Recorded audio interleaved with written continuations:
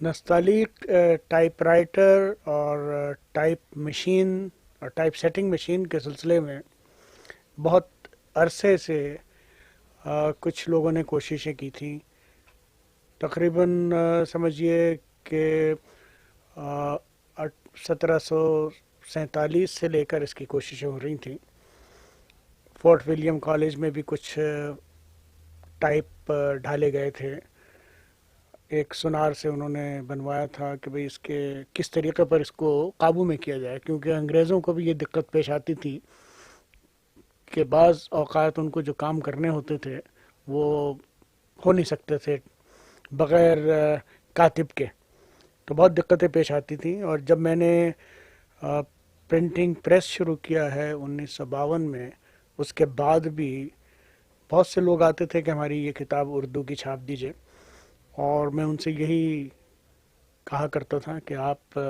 کتابت کرا لائیے اور ہمارے معیار کی کتابت کرا لائیے تو ہمیں چھاپنے میں کوئی اعتراض نہیں ہوگا. اور اس کے نتیجے میں یہ ہوتا تھا کہ تقریباً ہم نے اردو کی کتابیں بالکل نہیں چھاپی. بہت ہی شاذ و نادر کوئی کتاب ہو جو ہم نے چھاپی ہے. ایک کتاب ہم نے اردو ٹائپ میں، جب مونو فوٹو فلم سیٹر میرے پاس آیا، پاکستانی کلچر کے نام سے ڈاکٹر جمیل جالبی صاحب کی کتاب ہے یہ ہم نے چھاپی، اور یہ بھی فوٹو ٹائپ سیٹنگ میں اردو کی پہلی کتاب ہے. ورنہ اب تک جتنے بھی ٹائپ میں کتابیں چھپیں وہ سیسے کے ٹائپ سے چھپی تھیں. یہ بھی ایک پہلا قدم تھا جو اتفاق سے میرے ہاتھ آیا. اور اسی زمانے میں نے کوشش کی کہ اس کو نستعلیق میں بھی کچھ کیا جائے. میرے پاس ایک وہ ہیڈ لائنر کے طور پر ایک مشین تھی. اس پر میں نے نگیٹوز بنا کر حروف کے ٹکڑوں کے ان کو جوڑنے کی کوشش کی، جس طرح سے کہ کاتب لکھتا ہے. کیونکہ اس میں یہ آسانی تھی کہ ایک آپ ایکسپوز کر لیں اور وہ فوراً ہی ڈیولپ ہو جاتا تھا حرف، اور اس کے ساتھ آپ دوسرا ٹکڑا پوزیشن کر کے جہاں جی چاہے اس کو کھسکا کر اور بڑھا کر آپ دوسرا ٹکڑا ریڈ لائٹ لال لائٹ کے اندر دیکھتے ہوئے پھر ایکسپوز کر سکتے تھے. تو اس سے بہت کافی حد تک ایک خوبصورت چیز بن سکی. لیکن اس میں جو وقت صرف ہوا وہ اتنا تھا کہ لکھنے والا اس سے بہت جلدی لکھ سکتا تھا. صرف اس میں خوبی یہ تھی کہ ہمارے جو حروف تھے وہ یکساں رہتے تھے، اور لکھنے والے کا ہاتھ جب تک کہ بہت ہی مشاق اور بہت ہی استاد اور جس نے محنت ریاض کیا ہو وہی کر سکتا تھا، باقی عام کاتب نہیں کر سکتے تھے. اس کو بھی میں نے ایک حد پہ لا کر چھوڑ دیا. سید مطلوب الحسن صاحب کے ساتھ ہمیشہ اس بات پہ تبادلہ خیال بھی ہوتا رہتا تھا. کچھ ہم لوگ آپس میں لڑتے جھگڑتے بھی رہتے تھے بقول شخص سے کہ کس طریقے سے ہونا چاہیے. تو وہ اسی ضد بحث میں کچھ اس سلسلے کی طرف خیالات دوڑے کہ بھئی اس میں کچھ کرنا تو چاہیے ضرور تاکہ کچھ گاڑی آگے بڑھے. میں ہمیشہ ان کو یہ کہتا تھا کہ بھئی یہ جو فوٹوگرافک سسٹم ہے اس سے یہ ممکنات میں سے نہیں ہے، کیونکہ میں وہ مشین استعمال کر رہا تھا فوٹو ٹائپ سیٹر، اور اس میں جو کوئی 400 کے قریب خانے ہوتے ہیں جن میں ہم حروف کے ٹکڑے جمع کر سکتے تھے، لیکن وہ بھی ان کے جوڑ پھر صحیح نہیں آتے تھے. تو اس لیے اس کا خیال میں نے کہا کہ بالکل ہی چھوڑ دینا چاہیے. اور 1964 سے میں کلر سیپریشن الیکٹرانکس کے ذریعے کر رہا تھا. تو مجھے کچھ اندازہ تھا کہ الیکٹرانکس جو ہے وہ ایک ایسی چیز ہے کہ جب یہ اس طرف کچھ آگے بڑھے گی بات تو بہت کچھ ہو سکے گا. 1974 میں بھی ہمارے پاس ایک مشین آئی جو مشرق میں جاپان کے علاوہ پہلی الیکٹرانکس مشین تھی. تو اس کو دیکھ کر اور زیادہ خیال پیدا ہوا کہ یہ چیز یہاں دیکھتی ہے اور اتنی تیز رفتاری سے دوسری طرف منتقل کرتی ہے، تو یہ چیزیں ہیں جو آئندہ کام آ سکیں گی. پھر ایک زمانہ یہ آیا کہ فوٹو ٹائپ سیٹنگ جو تھا وہ ایک فرسودہ نظام ہو گیا اور ڈیجیٹائزنگ سسٹم پر ٹائپ سیٹنگ مشینیں آنی شروع ہو گئیں. 1979 میں سنگاپور میں گیا تو وہاں پر میں نے لیزر کامپ مشین کو دیکھا جو کام کر رہی تھی، جس کے حافظے میں بہت سارے ٹائپ فیس تھے اور بہت سارے ٹائپ سائز بھی تھے، جو یقین کرنے میں نہیں آتے تھے کہ اتنی ساری چیزیں اور اس رفتار پر یہ ڈھونڈ بھی لے اور ان کو آپس میں ملا جلا بھی لے اور بہت جلد اس کو کاغذ کے اوپر منتقل بھی کر دیں. اور اس کا جو کی بورڈ تھا وہ بھی اسکرین والا تھا کہ اس میں آپ کو دکھائی دیتا تھا کہ آپ نے کوئی غلطی کی ہے یا کوئی چیز رہ گئی ہے تو آپ پڑھ سکتے تھے اس پر. ورنہ اب تک جتنے بھی ہمارے پاس جو مونو فوٹو فلم سیٹر تھا اس میں ٹیپ پنچ کیا جاتا تھا، اور ٹیپ پنچ کرنے میں کچھ نظر نہیں آتا تھا کہ کیا ہوا، غلطی کہاں ہوئی کہاں نہیں ہوئی. جب تک کہ آپ اس کو فلم یا کاغذ کے اوپر اتار نہیں لیتے تھے آپ کو پتہ نہیں ہوتا تھا کہ آپ کے ہاں کیا غلطی ہوئی ہے یا نہیں ہوئی. اس طریقہ کار میں یہ تھا کہ آپ کو اسکرین پر سب چیزیں واضح طور پہ نظر آ جاتی تھیں اور آپ لیزر کام کے اوپر گئے بغیر اس کو ٹھیک بھی کر سکتے تھے اگر آپ وہیں پروف ریڈنگ کرنا چاہیں، یا پھر کاغذ پہ یا فلم پہ اتارنے کے بعد آپ پروف ریڈنگ کر سکتے تھے اور پھر مشین پر دوبارہ لا کر صرف اسی جگہ کو آپ چھیڑتے تھے جس جگہ پہ آپ کو کریکشن کرنی ہے. باقی پھر آپ کا پورے صفحے یا پوری کتاب کی آپ کو پروف ریڈنگ کی ضرورت نہیں ہوتی تھی. تو یہ چیز میرے دماغ میں بہت زیادہ زور سے اس نے رد عمل کیا، اور میں نے یہاں آ کر پھر سید صاحب سے بھی ذکر کیا اور سب کیا، تو انہوں نے کہا ہاں اس کا کام شروع کرتے ہیں اور اس میں اس طریقے کو اب یہ آسان ہو سکتا ہے جو ہم لوگ سوچتے تھے کہ اس طریقے سے اس کو کرنا چاہیے. تو اس میں یہ ہوا کہ کچھ نمونہ تیار کیا جائے. اب نمونہ تیار کرنے کے لیے میں نے تقریباً 1978 میں چند کمپنیوں کو لکھا تھا کہ آپ فلانی بات ہمیں بتائیے کہ آپ کی مشینوں میں یہ ممکن ہے یا نہیں. یعنی ایک اگر ہم ٹکڑا جوڑ کر آپ کو دیتے ہیں تو آپ اس کو، اور یا زیادہ ٹکڑے جوڑ کے دیتے ہیں آپ کو تو آپ اس کو اپنی مشین سے کر سکتے ہیں یا نہیں. تو کئی نے تو جواب ہی نہیں دیا. ایک آدمی نے یہ بھی کہا کہ بھائی تمہاری زبان جو ہے وہ بہت مشکل زبان ہے اور اس میں خرچ بہت ہوگا، اور یہ کہ تمہاری مارکیٹ بہت چھوٹی سی ہے، اس میں اس کا خرچ برداشت نہیں کر سکتے. اتفاق سے مونوٹائپ کارپوریشن اس علاقے میں دوسری زبانوں کے لیے بھی خاصا مشہور ہے، اور ان کو بھی یہ خیال آیا کہ اگر یہ ہم کریں تو بہت اچھا ہوگا. میں نے ان کے سیلز مینیجر سے بات کی تو انہوں نے کہا کہ ہو تو سکتا ہے لیکن ہم ابھی مقتدرہ قومی زبان سے ایک ناکامی کا سامنا کر کے واپس آ رہے ہیں، کیونکہ انہوں نے ہم نے جو ایک ان کو ٹائپ دیا تھا وہ نستعلیق تو پورا نہیں تھا لیکن کچھ بیچ میں تھا، جس کو مقتدرہ قومی زبان نے اپنے ایک اخبار میں جو وہ شائع کرتے تھے یہ بھی لکھا کہ اس کو ہم صرف اخباری نستعلیق تو کہہ سکتے ہیں، مگر یہ قطعی طور پر وہ نستعلیق نہیں ہے جس کا ہم تصور کرتے ہیں اور جو ہم چاہتے ہیں. کہنے لگے انہوں نے ریجیکٹ کر دیا اس کو اور ہم تو اور خرچ اس پہ کرنے کے لیے تیار نہیں. میں نے کہا یہ وہ طریقہ نہیں ہے جس میں کہ حروف کے ٹکڑے استعمال کیے جاتے ہیں، ہم دوسرا طریقہ دینا چاہتے ہیں تمہیں، اور تم ٹیسٹ کرنے کے لیے اس کی بات کرو. تو انہوں نے کہا کہ بھئی ٹیسٹ کرنے میں بھی اخراجات ہوں گے اور یہ ہوگا اور وہ ہوگا. تو میں نے ان سے کہا کہ بھئی اخراجات کا جہاں تک تعلق ہے اگر یہ ناکام ہوتا ہے طریقہ کار تو اس کی اخراجات کی ذمہ داری میں برداشت کروں گا اور آپ اس کو کریے. اب ان کے ہاں بھی ایک ٹیکنیکل کمیٹی نے اس کا جائزہ لیا کہ یہ ممکن ہے یا نہیں ہے.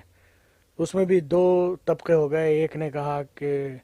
ہو سکتا ہے، کوشش کرنی چاہیے جب یہ خرچ دے رہا ہے. دوسرے نے کہا کہ بیکار ہے اتنی محنت کرنا، پھر مارکیٹ بھی چھوٹی ہے ان کی اور مشکلات بھی ہیں اس میں. تو وہ उनको बड़ा मुश्किल से मैंने राज़ी किया कि भाई इसको ज़रा सा टेस्ट तो कर दो तुम्हें कि ये 250 टुकड़ों को तुम अपने यहाँ डिजिटाइज कर लो। डिजिटाइज करने का तरीका ये रहता है कि आप एक डिज़ाइन को, खा वो किसी शक्ल में भी हो, मकनातीसी ज़र्रात में तब्दील कर लेते हैं और उसको कंप्यूटर के हाफजे में दे देते हैं, और वहाँ से लेज़र बीम के ज़रिए आप एक्सपोज करते हैं अपने कागज़ पर या फिल्म पर, और वो जो ज़र्रात हैं वो आपके इस लेज़र बीम को एक्टिवेट करते हैं, और उससे जो ढूंढने की रफ्तार है अल्फाज की और वो सब टुकड़ों की, वो भी बहुत तेज़ हो जाती है। तकरीबन 290 हर्फ एक सेकंड में तलाश करके और एक्सपोज कर सकती हैं।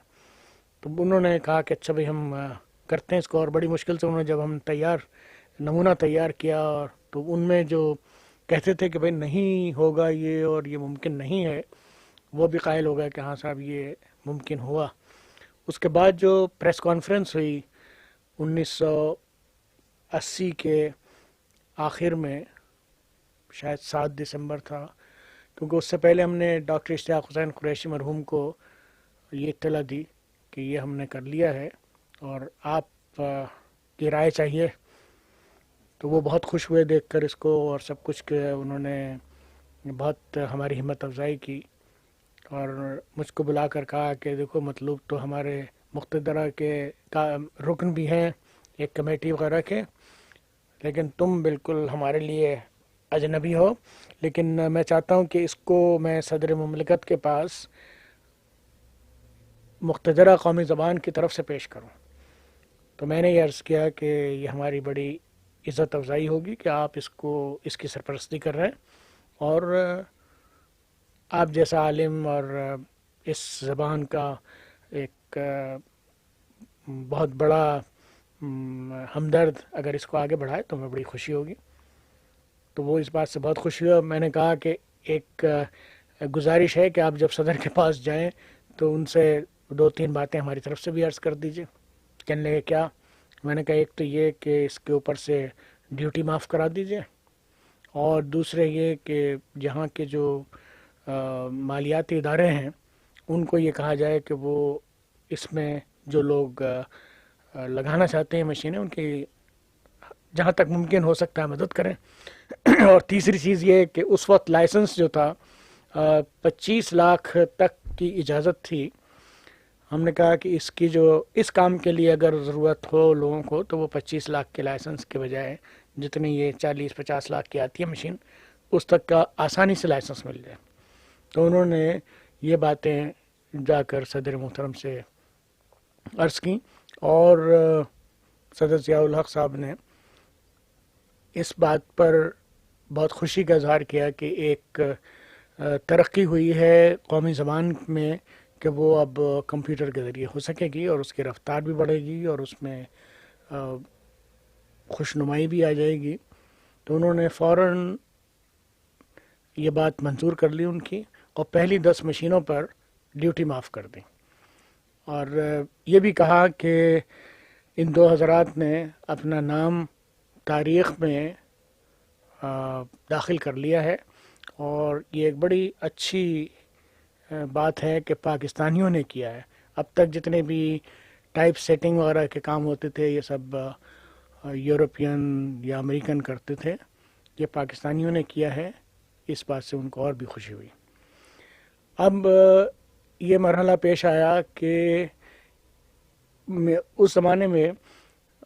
सदर जा रहे थे अमेरिका, न्यूयॉर्क नेशनल असेंबली से ख़िताब करने। ये 1981 के अगस्त की बात है जहाँ तक मुझे याद है, जुलाई या अगस्त की। और उन्होंने मीर खलील रहमान से कहा कि भाई तुम ये ज़रा देख कर आना कि ये लोग जो कह रहे हैं कि ये कहाँ तक सही है, अच्छी है या क्या चीज़ है क्या नहीं है। और हमारे ज़ेड सुलेरी साहब से भी कहा कि तुम भी देखना। इत्तेफाक से उस ज़माने में मैं वहीं था लंदन में, تو ملاقات ہوئی اور میر صاحب نے اپنا، سب سے پہلے تو آئے سلیری صاحب، انہوں نے بھی دیکھا اور بہت خوش ہوئے، اطمینان کیا انہوں نے اپنا کہ ہاں بھائی یہ کام جو کر رہی ہے مشین جس طریقے سے کر رہی ہے یہ ہو سکتا ہے۔ اور اس کے بعد میر صاحب تشریف لائے اور انہوں نے اپنا حساب کتاب دیکھا اور اپنے آرڈر پلیس کر دیے۔ اس وقت یہ قصہ سامنے آیا کہ یہ مشین مل کب سکتی ہے، کیونکہ میر صاحب کو اجازت ملی تھی جنگ اخبار لاہور سے نکالنے کے لیے۔ تو میر صاحب نے یہ خیال کرتے ہوئے کہ ایک نئی ٹیکنالوجی سے اگر ہم اپنا اخبار شروع کریں گے تو ظاہر ہے لوگوں کو کچھ اپنی طرف مائل بھی کر سکیں گے، اور ایک پیش رفت بھی ہوگی ان کی طرف سے کہ انہوں نے بہت سارے اردو اخبارات کے سلسلے میں جتنا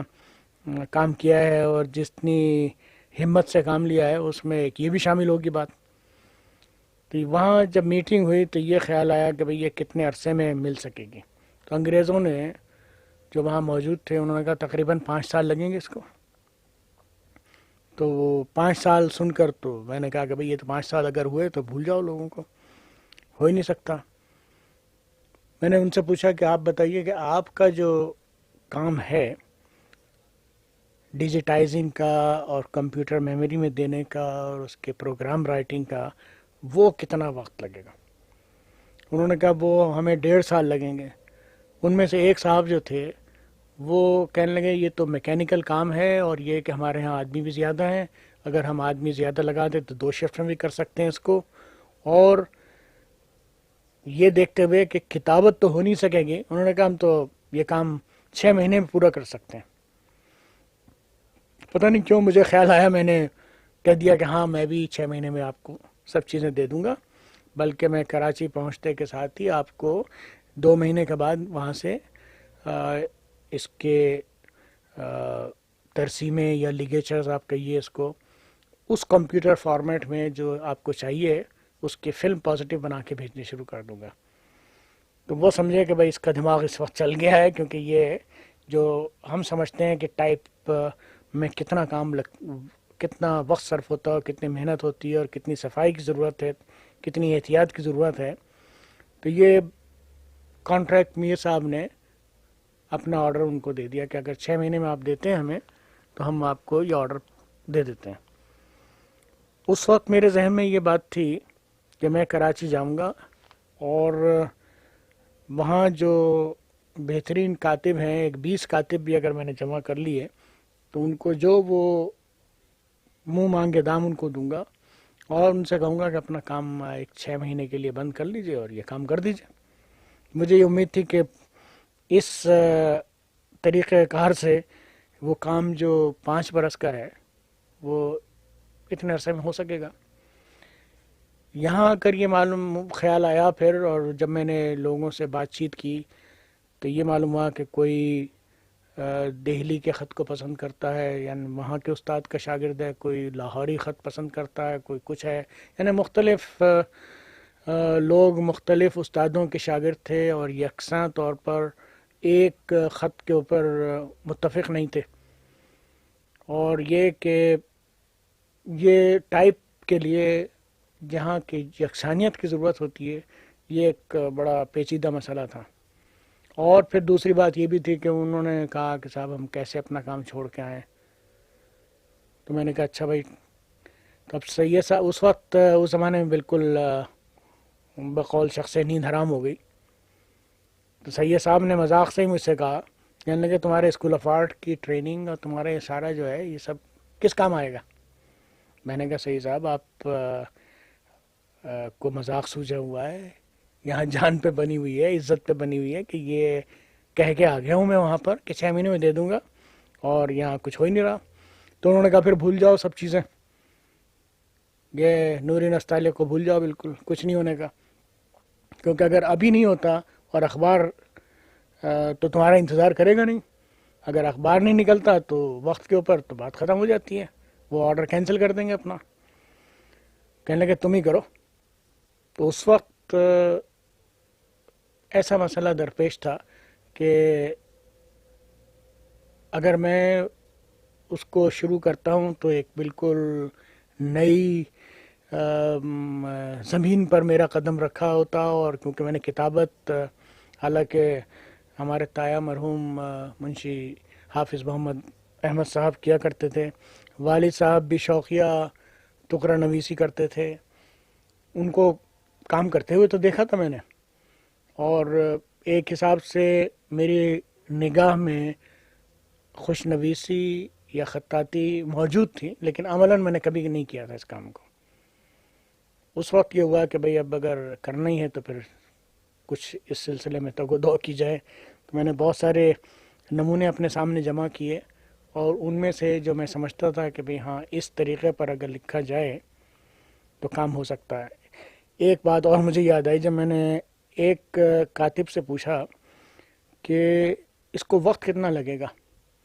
تو انہوں نے کہا بھائی 50 روز لکھ دیں گے روز۔ تو میں نے کہا بھائی بہت اچھا ہے، 50 اگر لکھ دیے تو۔ پھر میں نے کہا دیکھیے اس کو 1.25 انچ کے قلم سے لکھنا ہوگا، تو کہنے لگے 10 بھی بہت ہے مشکل سے لکھنے پر تو۔ پھر میں نے ان کو ایک بات بتائی کہ یہ کمپیوٹر کے جو فارمیٹ ہے یا علاقہ ہے کہیے، وہ ایک ہاکی کے گراؤنڈ کی طرح سے ہے کہ اس کی باؤنڈری بھی ہے، اس کا سٹارٹنگ پوائنٹ بھی ہے جہاں بلی کی جاتی ہے یا اب شروع کیا جاتا ہے کھیل، اور پھر آف سائڈ بھی ہے، پھر ڈی بھی ہے، اور پھر پینلٹی سٹروک کی بھی جگہ ہے، اور پینلٹی کارنر کی بھی جگہ ہے، اور گول بھی ہے۔ اتنی ساری چیزوں کا خیال رکھتے ہوئے اس میں کتابت کرنی ہوگی۔ تو کہنے لگے 2 دن میں ایک لکھوں گا۔ تو اس زمانے میں میں بالکل ہراساں ہو گیا تھا، بالکل میرے دماغ میں یہ خیال بھی آنا شروع ہو گیا تھا کہ شاید یہ کام نہ ہو سکے۔ لیکن جب میں نے اس کو اپنے پورے 30 برس کے پرنٹنگ کے تجربے کے حساب سے میں نے اس کام کو شروع کیا، اور راستے نکلتے آئے جس طریقے سے میں نے کیا، تو وہ زمانہ وہ تھا کہ جب تقریباً 24 گھنٹے میں مشکل سے کبھی 3-4 گھنٹے سونا، کبھی 2 گھنٹے سونا، کبھی 1 گھنٹے سونا، اور یہ بس قدرت کا میرے اوپر بڑا کرم ہے کہ 60 سال کی عمر تھی اس وقت میری، اور میں نے اس کام کو اس محنت اور اس لگن کے ساتھ پورا کر لیا کہ صحت نے جواب نہیں دیا۔ ورنہ لوگ، یہ ایک صاحب میرے پاس لندن سے آ کے ٹھہرے ہوئے تھے، کہنے لگے ان سے ملاقات نہیں ہوئی کئی دن سے، تو کہنے لگے جمیل تم روپیہ کمانے کے ہوس میں اپنی صحت کو نہ کھو دینا کہیں، تم جو اتنے لگے رہتے ہو رات دن، تمہاری شکل ہی نہیں دکھائی دی مجھے کئی دن سے، کب آتے ہو کب جاتے ہو یہ بھی پتہ نہیں مجھے۔ تو میں نے کہا کہ یہ کام جو ہے یہ روپیہ کمانے کی ہوس نہیں کرا سکتی مجھے یہ کام، مجھ سے یہ کام یا اتنی محنت اس عمر میں، جب کہ میں فیکٹری سے 1972 سے دور بیٹھا ہوا ہوں۔ میں نے اپنے ذمہ داریاں جو ہیں لوگوں کو سونپ دی ہیں، اور میں صرف یہ دیکھ رہا ہوں کہ ہاں ان کو اگر کسی مشورے کی ضرورت ہوتی ہے تو میں کرنے کے لیے تیار، مشورہ دینے کے لیے تیار ہوں۔ میں روزانہ کے کام میں فیکٹری کے بالکل دخل نہیں دے رہا 1972 سے۔ تو پھر کہنے لگے کیا ہے پھر یہ کام؟ میں نے کہا یہ کام ایسا ہے کہ اگر خدا اس کو کامیاب کر دیتا ہے تو یہ آئندہ نسلوں کے لیے ایک یادگار چیز ہوگی، اور ہماری زبان کی ترقی میں یہ کافی مدد دے گی۔ تب انہوں نے کہا کہ ہاں بھائی تم لگے رہو، اللہ تمہیں ہمت دے، اور یہ کام ایسا ہے کہ اس میں جتنا بھی وقت صرف ہو جائے اور جتنے جلدی ہو جائے اچھا ہے۔ اور میں نے کہا یہ وقت ہمارے لیے بھی اس لیے ضروری ہے کہ 14 اگست کو میر صاحب اخبار اپنا شائع کرنا چاہتے ہیں، اور مجھے سب چیزیں تیار کر کے بھیجنی جلدی۔ اب وہاں سے، اور یہ بھی ہوتا ہے کہ اس کے اندر پروگرام لکھنے میں پھر اس کی چیکنگ اور اس کی ساری چیزیں ایک وہ بھی ایک دقت طلب مسئلہ تھا۔ تو 1981 میں اور سید مطلوب الحسن صاحب لندن گئے، اور وہاں پر جتنے ہم نے لیگیچرز بنائے تھے ان کے کی بورڈ سے آپریٹ کر کے ان کو کاغذ پر منتقل کیا، اور پھر ان کی چیکنگ شروع ہوئی، اور اس چیکنگ کے اندر معلوم ہوا کہ کی بورڈ کے اندر اگر غلطی ہے یا ان کے پروگرام لکھنے میں غلطی ہے، تقریباً 2 مہینے وہاں پر بھی بڑی محنت کے گزرے، اور اس سے جتنی اس میں غلطیاں تھیں کہ پروگرام رائٹنگ کی، یا ہم نے جو ان کو لکھ کر دیا تھا اس کے حساب سے، وہ سب دور کی گئیں۔ اس کام میں ایک مرحلہ یہ بھی تھا کہ جب ہم ایک لگیچر کو لکھتے تھے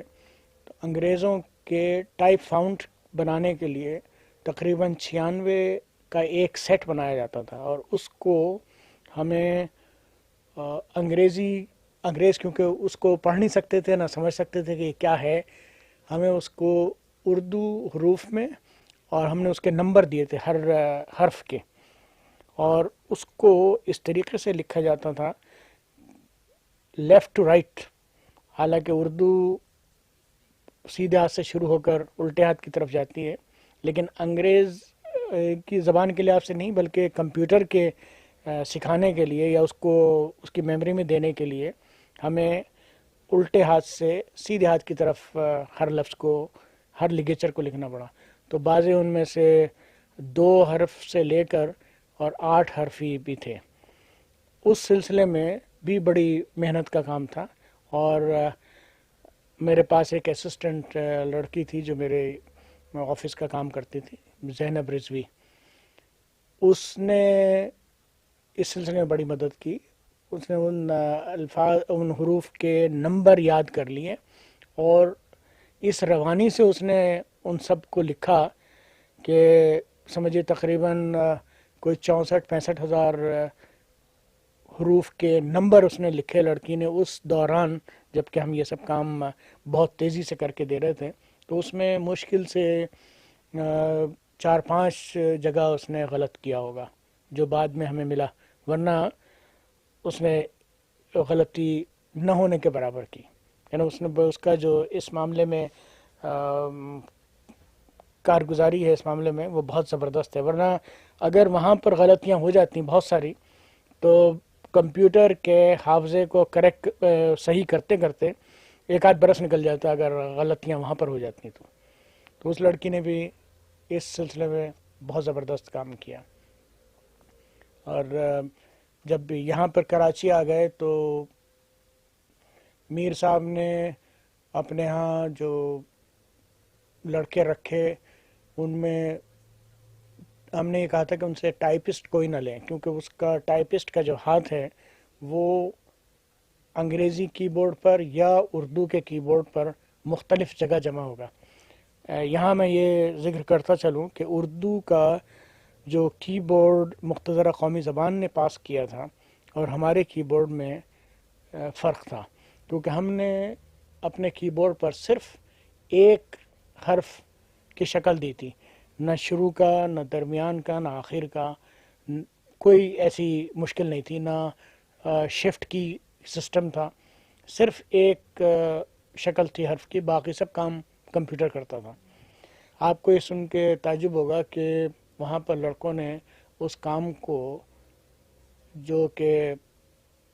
معمولی ٹائپ رائٹر پر تقریباً 6 مہینے کا کورس ہوتا ہے،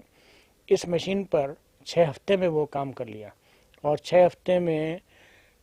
اچھی خاصی روانی ان کے ہاتھ میں آ گئی، اور اخبار جو تھا 1 اکتوبر کو شائع ہونا شروع ہو گیا، اور لوگوں نے اس کو دیکھا اور بڑی خوشی کا اظہار کیا۔ کچھ لوگوں نے تو اس کو صرف اسی شوق میں خریدا کہ بھئی یہ کیا چیز ہے، اور پھر پڑھنے لگ گئے۔ ایک صاحب نے مجھ سے بعد میں کہا، کہنے لگے میں اب اینک لگانے کی منزل پہ آ گیا ہوں، میرے نزدیک کی نگاہ جو ہے وہ کچھ کمزور ہوتی جا رہی ہے، لیکن اس ٹائپ کو پڑھ کے، کیونکہ یہ اس میں اتنا صاف اور واضح طور پر لکھا ہوتا ہے کہ مجھے اس کو پڑھنے میں دقت نہیں ہوتی جتنا کہ کاتب کے ہاتھ سے لکھے ہوئے میں دقت پیش آتی ہے۔ اور یہ آج تک اردو ٹائپ میں یا اردو خطاطی میں ٹائپ سائز کا تصور نہیں تھا۔ ہم ہمیشہ یہ کہا کرتے تھے کہ بھئی ذرا جلی لکھ دو، ذرا اور جلی لکھ دو، ذرا خفی لکھو، ذرا اور باریک لکھ دو۔ یہاں پر اب یہ ہے کہ 8 point, 9 point, 10 point, 12 point 11 point جو بھی آپ چاہیں 24 پوائنٹ تک اس کے اندر موجود ہے مشین میں فی الحال. اور یہ آسانی ہے کہ آپ اگر چاہیں تو مشین میں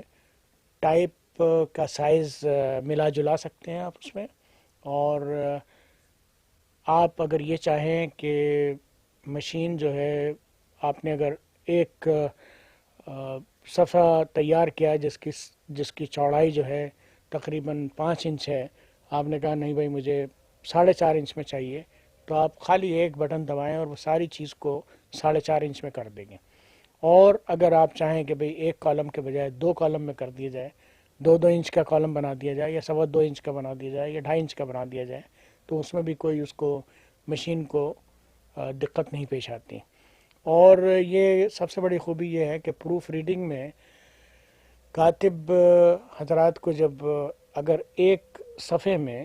کچھ بڑھانا ہو یا کچھ چیز گھٹانی ہو تو بعض اوقات پورا صفحہ لکھنا پڑتا تھا، اور اس میں یہ امکان بھی ہو جاتا تھا کہ ایک آدھ غلطی اور بڑھ جائے گی. تو اس میں یہ ہے کہ صرف آپ اسی جگہ کو اپنے ٹیلی ویژن اسکرین کے اوپر، ویڈیو اسکرین کے اوپر دیکھتے ہیں اور اسی جگہ کو آپ چھیڑتے ہیں، اور باقی پروف ریڈنگ کی آپ کو ضرورت نہیں ہوتی. پوری کتاب کی اگر آپ نے صرف چند جگہوں میں تصحیح کرنی ہے، یا آپ کے پاس فرض کیجئے 48 صفحے کی کتاب چھاپنی ہے آپ کو، اور وہاں ہو گئے 49 صفحے، ایک صفحہ بڑھ گیا، تو آپ اس ایک صفحے کے خاطر ایک جز بڑھائیں یا ایک چیپی لگائیں. یہاں پر یہ ہے کہ آپ اس صفحے کو انہی 48 میں ذرا سی تقریباً میں نے حساب لگایا تھا کوئی 1/16 آپ اگر بڑھاتے ہیں اپنے صفحات میں، 1/16 انچ بڑھاتے ہیں یا 2 ملی میٹر بڑھا دیتے ہیں، تو وہ ایک صفحہ جو ہے وہ اس میں پورا ہو جاتا ہے، یعنی آپ کو اس کے لیے فاضل کاغذ کی ضرورت نہیں. ایک اور جو تجربہ میں نے کیا وہ میر صاحب کے ہی اعتراض پہ کیا تھا کہ بھئی جگہ زیادہ گھیرتا ہے، کیونکہ یہ بہت صاف صاف دکھائی دیتا ہے، ممکن ہے جگہ زیادہ گھیرتا ہوں. تو میں نے کہا کہ آپ اپنے اخبار کے چند کاتبوں کے جو آپ سمجھتے ہیں کہ اس سے اس خط کے برابر ملتا جلتا ہے، آپ ہمیں دیجئے، ہم اس کو اس وقت لندن میں ہی تھا میں، تو میں نے کہا اس کو ہم کر کے دیکھتے ہیں. تو یہ معلوم ہوا کہ بعضے جو گٹھا ہوا لکھتے تھے کاتب، ان سے 10%، اور جو ذرا کھلا لکھا تھا جنہوں نے، حالانکہ پھر بھی اس سے گٹھا ہوا معلوم ہوتا تھا، اس میں کوئی 20 سے 30% جگہ بچتی تھی. یعنی اس کا مقصد یہ ہوا کہ کاغذ کی بچت بھی اور خوبصورتی بھی، دونوں چیزیں اس کے سامنے آ گئیں. ایک نسخ سے جب مقابلہ کیا اس کا تو معلوم ہوا کہ 40% جگہ نسخ ٹائپ اور نوری نستعلیق میں بچتی ہے، کیونکہ وہاں پر بھی ٹائپ سائز کا تصور ہے، اور ایک چیز اسی طریقے پر روانی سے ہو سکتی ہے. تو جگہ کی بچت کے لحاظ سے ہماری قومی اخراجات میں جو بچت ہوگی، جبکہ ہماری قوم تقریباً 80% ابھی کہنا صحیح، جس کو پڑھنا ہے، میں جاہل تو نہیں کہوں گا لیکن یہ ہے کہ اس کو پڑھنا ہے ابھی، تو اس کے اخراجات جو ہیں اگر اس طریقے پر بچ سکتے ہیں تو بہت کافی بچت ہو جائے گی، کیونکہ کاغذ کی بچت کے ساتھ ساتھ چھپائی کی بچت بھی ہوگی اور سب چیزیں ہوں گی. ایک صاحب نے یہ سوال کیا مجھ سے کہ کاتب 20 روپے صفحہ لیتا ہے، آپ کے یہاں کیا صفحہ ہوگا؟ میں نے کہا دیکھیے صاحب، میں نے اس کو کام کو کیا تو نہیں کیونکہ یہ تو مشین جنگ اخبار کے پاس ہے، لیکن میں آپ سے ایک یہ سوال کروں گا کہ آپ کتابت بیچ رہے ہیں یا کتاب بیچ رہے ہیں؟ کہنے لگے ظاہر ہے کتاب بیچنی ہے. تو میں نے کہا ایک بات کا جواب دیجئے مجھے کہ اگر ایک کاتب آپ کی کتاب سال بھر میں کرتا ہے یا 2 سال لے لیتا ہے اور آپ کا وقت بھی ضائع کرتا ہے، تو اس وقت کے دوران میں کاغذ اور چھپائی کے جو دام بڑھ چکے ہیں وہ کتنے ہو جاتے ہیں؟ کہنے لگے بعض اوقات تو بہت زیادہ ہو جاتے ہیں. میں نے کہا تو اور دوسری بات یہ ہے کہ آپ اگر ایک کتاب 200 صفحے میں چھاپنا چاہتے ہیں اور کاتب آپ کو لکھ کے دیتا ہے وہ 250 یا 250 صفحے میں، تو میں نے کہا بتائیے اس کے کاغذ کا خرچ، اس کی چھپائی کا خرچ، کتنی بچت ہوئی آپ کو؟ میں نے کہا کہ نوری نستعلیق میں کتابت کا جو خرچ ہے وہ آپ کو مفت مل کر کچھ بچا کے دے گا آپ کو۔ تب ان کے بات سمجھ میں آئی، کہنے لگا ہاں یہ بات تو صحیح ہے۔ اب یہ ہے کہ کچھ کتابیں آنی شروع ہوئی ہیں جو نوری نستعلیق میں ہیں، تو لوگوں کو یہ احساس ہوا کہ ہاں یہ بات صحیح ہے۔ ایک جو بات اور میر صاحب کو ڈاکٹر سلیم الزماں صدیقی صاحب نے بھی ہمارے ایک اجتماع میں کہی تھی کہ میر صاحب اچھی طرح جانتے ہیں کہ کاتبوں کا خرچ کیا ہے اور اس مشین کے اخراجات کیا ہیں۔ مشین کے ڈپریسیشن نیچے آ رہا ہے، اور الیکٹرانکس ایک ایسی چیز ہے کہ جو ہمیشہ آئندہ چل کر اور کم قیمت میں ہو جائے گی، اور کاتب حضرات اب پیدا کم ہو رہے ہیں تو ان کی قیمتیں بڑھتی جا رہی ہیں، اور یہ مشکل کام ناپید ہو جائے گا اس وقت۔ تو اسی حساب میں اگر دیکھ لیں تو 1-2 سال میں مشین کا خرچ نکل آتا ہے۔ یہ ایک چیز عجیب سی اس سلسلے میں عرض کرنا چاہتا ہوں۔ 1979 میں جب سنگاپور کے ایگزیبیشن میں جانا تھا مجھے، پرنٹ پیک میں، جہاں میں نے لیزر کام کو دیکھا تھا، تو اس زمانے میں صرف 3 دن ایگزیبیشن کے باقی تھے، اور یہاں سے کوئی سیٹ نہیں مل رہی تھی سنگاپور جانے کی۔ میرے پاس اتنا وقت نہیں تھا کہ میں پہلے سے وہاں چلا جاتا، آخری دنوں میں مجھے وقت ملا تو میں نے کہا چلو چلیں۔ تو وہ ایک صاحب مجھے ملے، کہنے لگے کہ میں تمہیں جہاز پہ بٹھوا دیتا ہوں، باقی پھر دیکھا جائے گا۔ تو پتہ نہیں کیا ترکیب انہوں نے کی کیا نہیں کی، مجھے پی آئی اے کے جہاز پہ انہوں نے سنگاپور کے لیے بھیج دیا۔ اور جب میں وہاں پہنچا ہوں سنگاپور، تو ہمارے ایک عزیز ہیں امان الرحمن، وہ میرے ساتھ جہاز میں تھے، کہنے لگے تم ہوٹل میں نہیں میرے گھر چلنا، اور وہ اپنے گھر لے گئے مجھے۔ وہاں پر ان کا بہت اچھا پینٹ ہاؤس کے طور پر ایک فلیٹ تھا، بہت ہی نفیس، اور اتفاق سے جس وقت ہم داخل ہوئے ہیں فلیٹ میں، وہاں کی بجلی غائب تھی، جو ایک بڑی عجیب سی بات ہے سنگاپور کے لیے۔ اور میں وہاں پر جب داخل ہوا تو وہ تو بیچارے اپنے موم بتیاں یا وہ فیوز وغیرہ ٹھیک کرنے کے چکر میں لگے، اور میں یہ سمجھ کر کہ آگے سیدھی سیدھی جگہ ہے فلیٹ میں، کبھی مجھے یہ خیال نہیں آیا تھا کہ یہاں سیڑھیاں بھی ہوتی ہیں یا اوپر نیچے بھی ہوگا، اندھیرا تھا۔ کچھ روشنی ادھر دوسری طرف سے کھڑکی کی طرف آئی تو میں کھڑکی کی طرف چل پڑا، اور پاؤں جو تھا 2 سیڑھیوں کے پر میرا پڑا، تو میں ایک دم سے گر پڑا اور میرا پاؤں پوری طرح مڑ گیا۔ اب میں صوفہ پکڑ کے، وہاں اتفاق سے جب گرا میں تو مجھے یہ بھی معلوم ہوا کہ یہاں صوفہ ہے تو میں چپ چاپ خاموشی سے بیٹھ گیا، اور میرے پاؤں میں شدید تکلیف۔ اب میں یہ بھی نہیں کہہ سکتا ان سے کہ بھائی مجھے پہلے دیکھو وہ اپنے روشنی کے اس میں چکر میں لگے ہوئے تھے۔ جب لائٹ وائٹ آ گئی تو میں نے دیکھا کہ چاروں طرف ان کی بیش قیمت چیزیں رکھی ہوئی تھیں، اور قدرت کا کرشمہ دیکھے کہ کسی کو میں نے کوئی چیز مجھ سے نہیں گری، اور نہ میں کسی چیز سے ٹکرایا سوائے اس کے کہ میرا پیر مڑ گیا۔ تو میں نے بڑا خدا کا شکر کیا کہ اگر میں اور چیزوں سے ٹکرا جاتا، جس میں شیشے کی بھی چیزیں تھیں اور یہ بھی تھیں، تو میرا جسمانی نقصان بھی ہوتا ان کی چیزوں کے علاوہ، اور میں بیٹھ گیا تھا۔ تو اور پھر دوسرے دن یہ ہوا کہ میرا پیر سوج گیا۔ اب میں نے سوچا کہ اگر میں یہاں پیر سوج گیا، ایگزیبیشن نہیں جاتا، تو معاملہ میں یہاں آنے کا بیکار ہو جاتا ہے۔ تو ہمت کر کے میں نے ایک پٹی وٹی باندھ کے، اور ان کو بھی نہیں کہا اس روز بھی کہ میرے یہ تکلیف ہوئی ہے، ورنہ کہیں گے لو اچھا مہمان آیا کہ پہلے سے ہی کہتا میری یہ ڈاکٹر کے پاس لے چلو۔ تو میں چلا گیا، اور ایگزیبیشن میں دن بھر تھوڑا تھوڑا سا لنگڑاتا ہوا میں گھومتا رہا۔ دوسرے دن شام کو جب میں آیا تو پیر اور زیادہ سوج گیا تھا۔ پھر میں نے ان سے کہا کہ بھائی کچھ آیوڈیکس وغیرہ دو جو اس کے اوپر لگاؤں میں، تو انہوں نے دیا۔ تو 3 دن میں لنگڑاتا ہوا وہاں ایگزیبیشن میں پھرتا رہا۔ تو ایک تو یہ چیز تھی کہ اگر وہاں ٹکٹ نہ ملتا، پھر دوسری دفعہ یہ وہاں اگر میرے زیادہ چوٹ لگ جاتی تو یہ مشین نہیں دیکھتا میں، جو یہ آگے بڑھتا نوری نستعلیق کا کام۔ اور پھر ایک واقعہ مجھے یاد آ رہا ہے کہ جس دوران میں رات دن کام کر رہا تھا، میرا دفتر ڈریگ روڈ سے بس سمجھیے کوئی 50 قدم کے فاصلے پر ہے۔ تو اس روز رات کو ٹریفک لائٹ بند تھی وہاں چوراہے پر، محمد علی سوسائٹی کے۔ میں نے اپنی ہیڈ لائٹ میں دیکھا کہ ایک سپاہی صاحب کھڑے ہوئے ٹریفک کو گائیڈ کر رہے ہیں کہ بھئی آؤ جاؤ۔ بہت دیر سے میرے خیال میں ٹریفک چل رہا تھا ڈریگ روڈ کا، جب اس نے دیکھا کہ میں سگنل دے رہا ہوں کہ مجھے یہاں مڑنا ہے، تو اس نے اس طرف کا ٹریفک روکا اور مجھ سے کہا کہ آؤ۔ میں چند قدم چلاؤں گا تو ایک موٹر سائیکل والا، جس نے اس سپاہی کو نہیں دیکھا تھا کہ اس نے ٹریفک روکا ہوا ہے، وہ بے تحاشا رفتار سے میری طرف آیا۔ کیونکہ میں نے اس کو پہلے دیکھ لیا تھا تو میں نے اپنی گاڑی پہ بھروسہ کیا، اس کے بریک پہ بھروسہ نہیں کیا، میں نے روک لی گاڑی،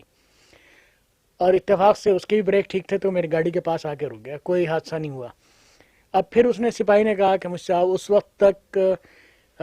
4 لینس جو تھیں وہ گاڑیوں سے بھر گئی تھیں، صرف جو مڑنے کا راستہ ہے وہ کھلا ہوا تھا، اور سب کی ہیڈ لائٹ میری گاڑی پر۔ اب میں بیچ سڑک کے ہوں موجود، اور ایک صاحب کوئی 60 میل کی رفتار سے اس موڑ میں سے نکل کے آ کے انہوں نے میری گاڑی کو مارا، حالانکہ سب کی گاڑیاں دکھائی دے رہی ہیں اور سب کی ہیڈ لائٹ میرے اوپر ہے اور بڑی ساری گاڑی، تو وہ مارا انہوں نے بہت زور سے۔ یعنی ایسا ہوا کہ ہمارا چوکیدار بھی اور دوسرے بھی وہ سب دوڑے کہ پتہ نہیں کیا ہوا۔ تو میں نے دیکھا، میں گاڑی میں اپنے بیٹھا رہا، میری لیفٹ ہینڈ ڈرائیو گاڑی ہے،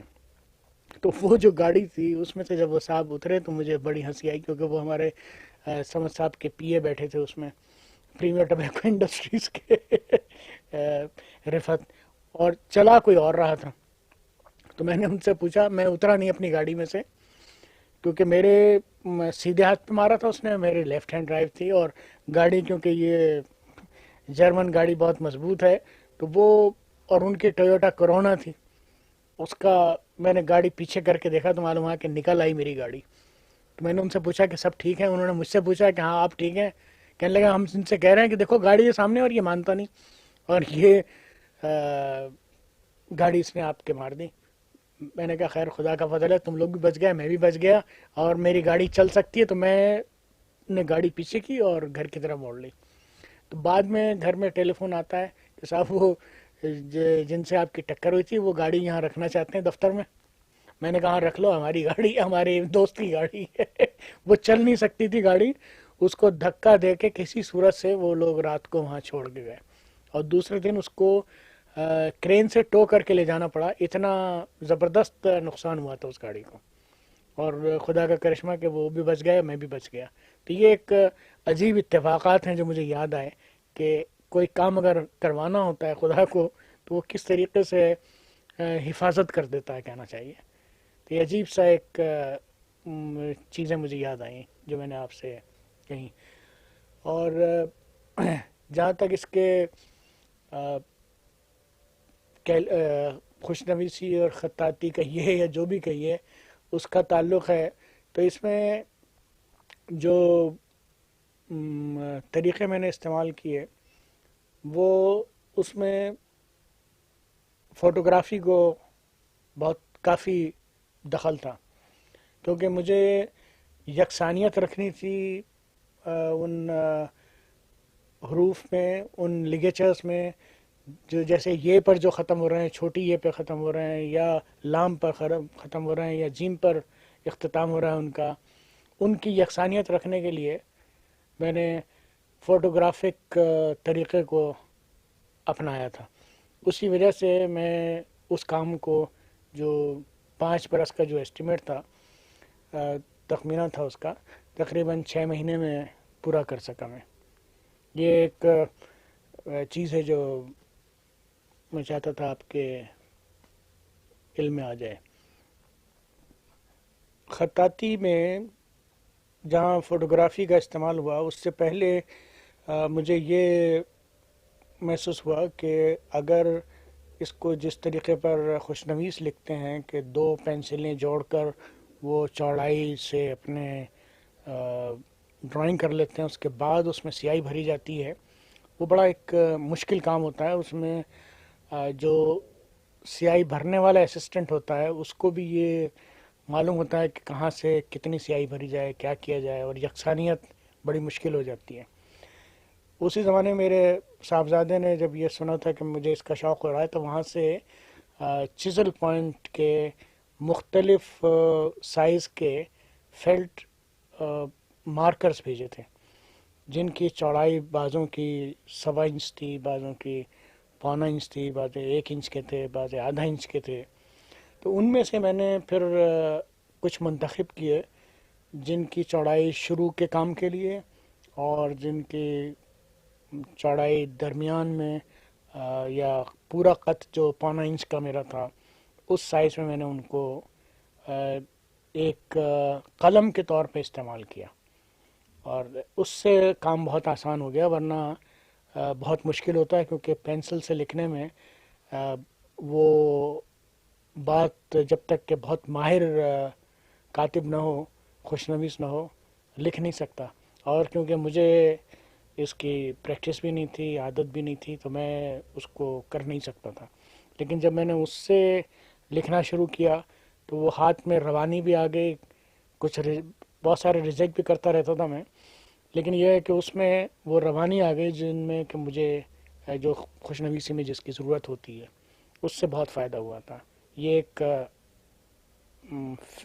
جدید قلم کہیے اس کو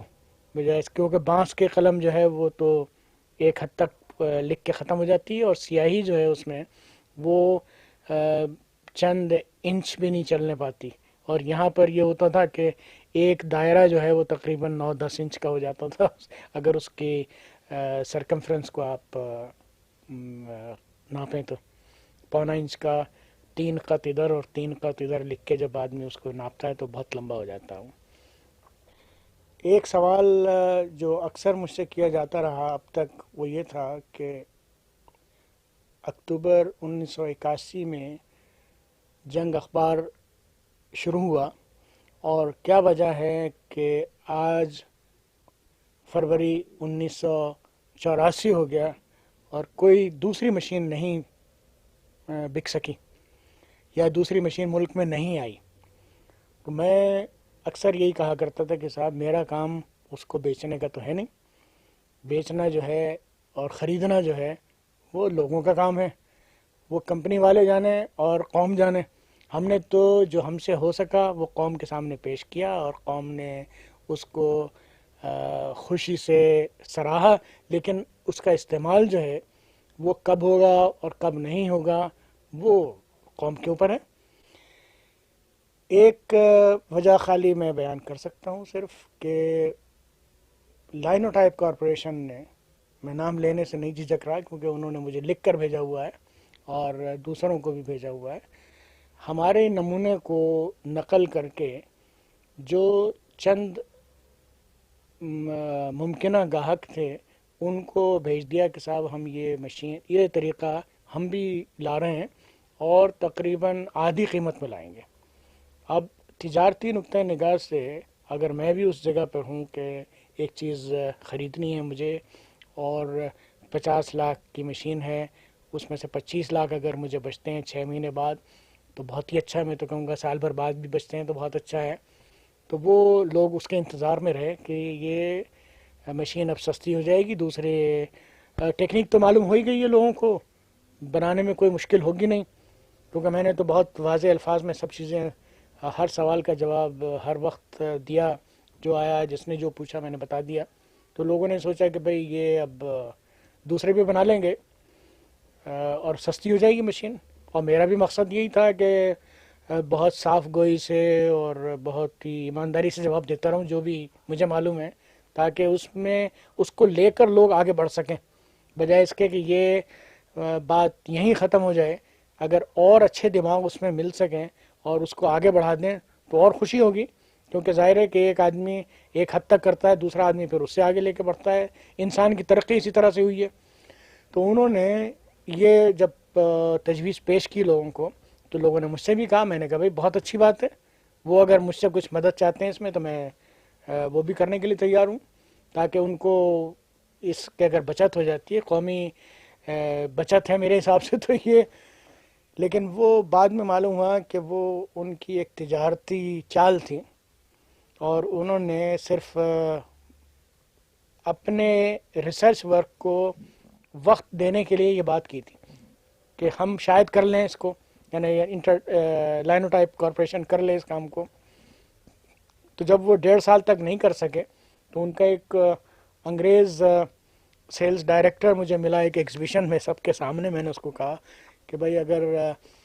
تمہاری مرضی سے یہ سب باتیں مارکیٹ میں آ رہی ہیں تو یہ ایک تجارتی بددھیانتی ہے، اور اگر کوئی اور تمہاری طرف سے کر رہا ہے تو تمہیں بڑا نقصان پہنچا رہا ہے یہ، تو اس کا خیال رکھو تم. کہنے لگا نہیں ہم کر رہے ہیں. تو میں نے کہا بہت اچھا ہے، اگر کر رہا ہو تو